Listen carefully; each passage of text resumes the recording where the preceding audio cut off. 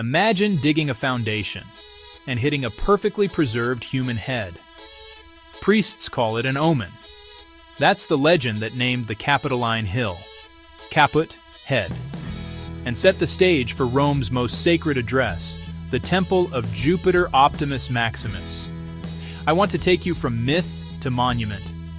Jupiter wasn't just a sky god, he was Rome's cosmic contract.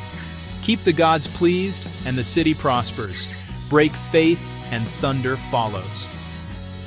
The last king, Tarquinius Superbus, vowed a temple so grand. Kings fell in 509 BCE. The new republic kept the vow.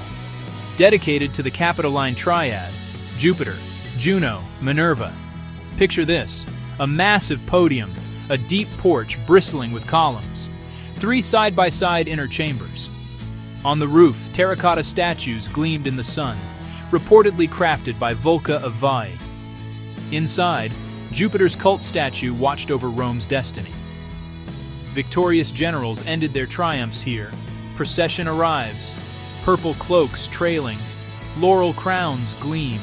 A slave whispers, "Remember you are mortal." The crowd roars. The Senate gathered here for war and peace. Ambassadors met under Jupiter's gaze.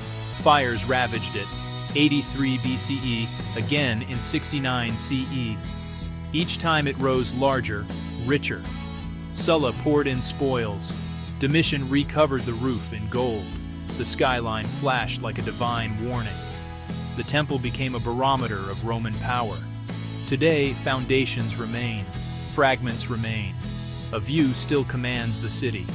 The marble is gone, the gold is gone, the idea remains.